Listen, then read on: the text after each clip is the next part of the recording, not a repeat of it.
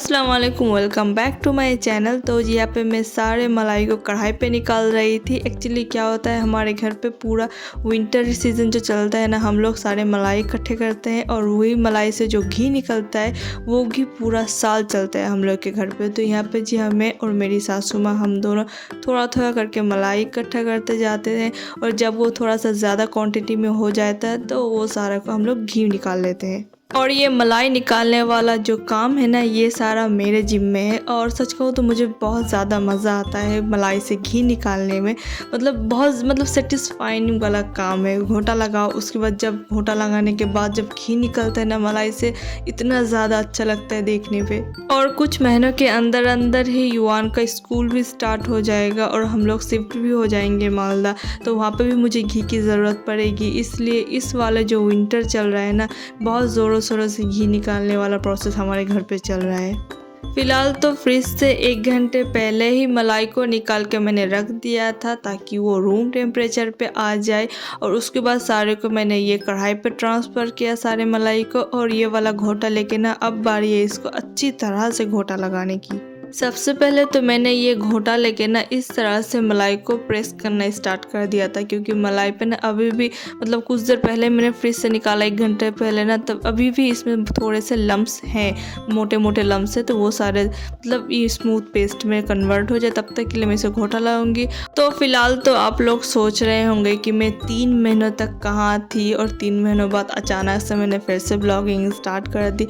तो सच को तो कुछ काम था मेरा पर्सनल लाइफ में जो पेंडिंग रखा हुआ था और नहीं पूरा हो पा रहा था, तो मैं वही सारे काम में उलझ गई थी बहुत ज़्यादा। और सच को तो घर के भी काम बहुत ज़्यादा हो चुके थे कुछ महीने के अंदर अंदर, क्योंकि बहुत ज़्यादा गेस्ट का भी आना जाना हो चुका था उस टाइम पे और मैं टाइम नहीं दे पा रही थी यूट्यूब पे। इसलिए मैंने सोचा कि कुछ देर के लिए इसे स्टॉप कर देते हैं और जितने भी काम है पेंडिंग पड़ा हुआ वो सारा कंप्लीट करते हैं। उसके बाद जब वो सारा हो जाएगा उसके बाद फिर से यूट्यूब को स्टार्ट करेंगे। पर सच कहूँ तो अभी भी जिस काम के लिए मैंने YouTube को बंद करा था ना, उस काम को मैंने अभी भी पूरा नहीं कर पाई हूँ ठीक ठाक से। अभी भी बहुत सारा काम है जो पेंडिंग पड़ा हुआ है मेरा उसी काम पे। इसलिए मैंने सोचा कि अभी वो काम पूरा करने में ना आई थिंक मुझे साल भर लग जाएंगे और मैं इतने दिनों तक अपने YouTube को छोड़ के नहीं रह पा रही थी। इसलिए मैंने सोचा कि चलो खैर है, जितना हो पाएगा वो करेंगे और YouTube भी साथ साथ स्टार्ट करते हैं। क्योंकि अगर मैं YouTube भी करूँगी ना, सिर्फ और सिर्फ यूट्यूब में फोकस करती हूँ ना, तो यूट्यूब पे एक वीडियो बनाना, उसे एडिट करना, उसमें वॉइस ओवर देना, इसे सब करने में ना बहुत ज़्यादा टाइम लग जाता है। और सच कहूँ तो बहुत लंबा प्रोसेस है ये सारा काम। और मैं क्या करूँ, मुझे ना यूट्यूब पे ब्लॉग अपलोड करना इतना ज़्यादा अच्छा लगता है कि मैं कुछ कर नहीं पा रही हूँ इसका। और सच कहूँ तो मैं जो फ़िलहाल 3 महीनों पे मैंने ब्लॉग नहीं अपलोड कर पाई ना, तो 3 महीनों पे मैंने थोड़ा के सारा क्लिप ले के रख दिया था, जो फ़िलहाल अभी एक एक करके सारे को अपलोड कर रही हूँ। बातें करते करते आप लोगों ने एक चीज़ नोटिस किया, जब मैंने मलाई पे घोटा लगाना स्टार्ट किया था उस टाइम पे मलाई का कंडीशन थोड़ा सा थिक था और घोटा लगाते लगाते वो लिक्विडी फॉर्म में आया सबसे पहले, तो उसके बाद वो फिर से थिक फॉर्म में आना स्टार्ट हो चुका था। इनफैक्ट उन मलाई ने किनारे भी छोड़ना स्टार्ट कर दिए थे पतीले के। और फिर से घोटा लगा रही हूँ ना, तो अब ये इनके आप देख लीजिए, इनके साइड पे ना मिल्क इकट्ठे होना स्टार्ट हो चुका है। ये वाला जो सिग्नल है ना, अब ये वाला सिग्नल के मतलब है कि मलाई से घी निकालने के लिए मलाई अब बिल्कुल रेडी है। मैंने 15 से 20 मिनट तक मलाई को नॉन स्टॉप घोटा लगाया, उसके बाद ही मलाई इस कंडीशन पे आया है। और अब बारी है इसको अच्छी तरह से धोने की। यहाँ पे ठंडे पानी का इस्तेमाल करना है। मैंने भी यहाँ पे ठंडा पानी इस्तेमाल किया। अगर आप थोड़ा सा भी वार्म या फिर गर्म पानी का इस्तेमाल करोगे ना, तो वहीं पे सारे जो मलाई है ना वो पिघलना स्टार्ट हो जाएगा और निकलेगा नहीं कुछ भी मलाई। इसलिए बिल्कुल चिल्ड वाटर से इसे इस तरह से जब चिल्ड वाटर दोगे ना, तो वो खुद ब खुद ऊपर आ जाएगा तैर के, जितना भी मलाई है। और अब इस तरह से आप उसे निकाल लेना दूसरे पतीले पे। ये जो मक्खन निकला है ना, इसे आप डायरेक्ट ब्रेड या फिर रोटी पे लगा के भी खा सकते हो। हेल्थ के लिए भी ये बहुत ज़्यादा अच्छा होता है। और जो नेक्स्ट पतीले पे वाइट सा मिल्क है ना, उसे छाछ कहते हैं। उसे बहुत से लोग खाने पे इस्तेमाल करते हैं, पर मैं नहीं करती, मैं फेंक देती हूँ। और इसी तरह से सेम ये सारा जो मक्खन निकला है ना, इसे मैं इस सेम प्रोसेस से 2 बार धो लूँगी, ताकि जितना भी गंदगी है इसके अंदर वो सारा निकल जाए और वो बहुत अच्छे से रेडी हो जाए घी बनने के लिए। ये देखिए बिल्कुल बर्फ़ वाला पानी यहाँ पे मैंने इस्तेमाल किया है। तो ये जैसा भी शेप में यहाँ पे मक्खन को दे रहे हो ना, वो वैसे ही शेप होल्ड कर रहा है। मतलब यहाँ पे चिल्ड वाटर बहुत ज़्यादा ज़रूरी है। और दूसरी तरफ हमारे ये अंकल है जो अपनी बकरी के लिए वो बड़े बड़े घास हो जाते हैं ना, वो इकट्ठे कर रहे हैं। तो युवान भी देखिए किस तरह से उसके पास बैठ के देख रहा है सारा काम।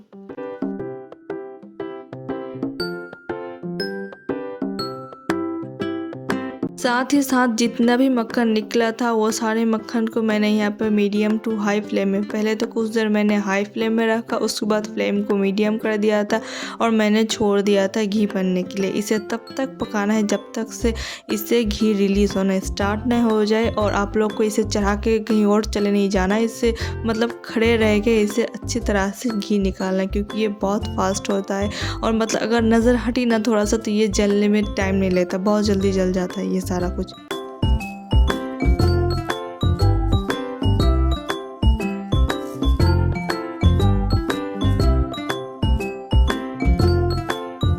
ये देखिए जी कुछ देर के अंदर अंदर ही सारे घी इकट्ठे होना स्टार्ट हो चुका है। और इस टाइम पे किचन पे इतनी अच्छी और इतनी फ्रेश घी की स्मेल होता है ना, मतलब पूरे किचन मतलब स्मेल से भर जाता है और इतना अच्छा लगता है कि क्या ही बोलूं।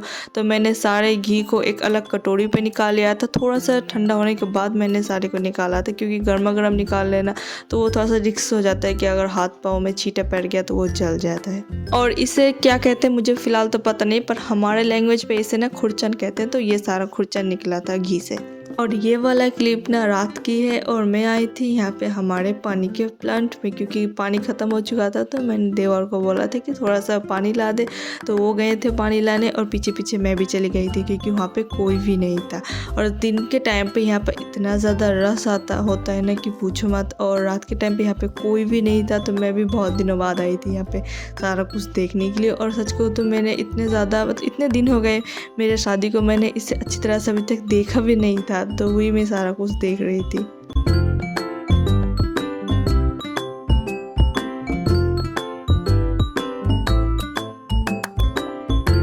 और जी ये है नेक्स्ट डे और सुबह सुबह यहाँ पे काम चल रहा था मेरे रूम की सेल्फ क्लीनिंग वाला काम। ये वाला काम ना बहुत सालों से पेंडिंग पड़ी हुई थी।